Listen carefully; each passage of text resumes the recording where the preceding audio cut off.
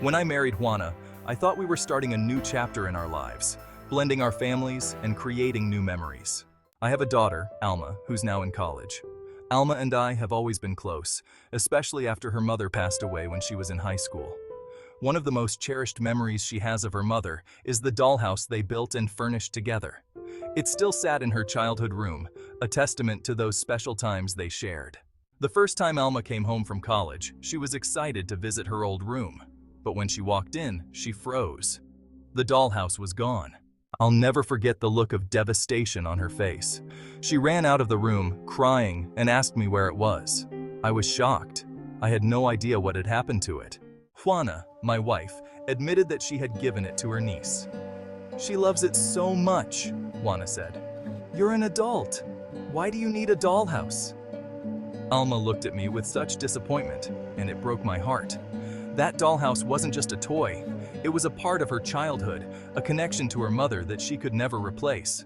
I knew I had to get it back. I went to Juana's sister's house and asked for the dollhouse. "It was a gift," my sister-in-law reminded me. "It wasn't Juana's to give," I said quietly.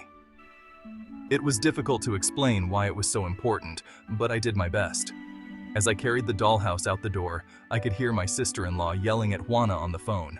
When I got home, Alma and I spent hours restoring it. They'd changed some of the wallpaper and recovered some of the furniture, but we fixed it. As we worked, Alma told me stories about her mother and the conversations they'd had while building the house together. The living room was where they discussed a boy she once liked, the bathroom was where they talked about a test she'd failed, and the staircase was where they'd talked after she got in a wreck with her first car. This dollhouse was more than just a house. It was a physical embodiment of Alma's memories with her mother. But after everything, I couldn't look at Juana without feeling resentment. She didn't understand the importance of what she'd taken away from my daughter.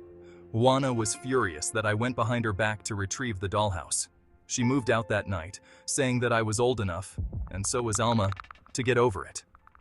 But I can't.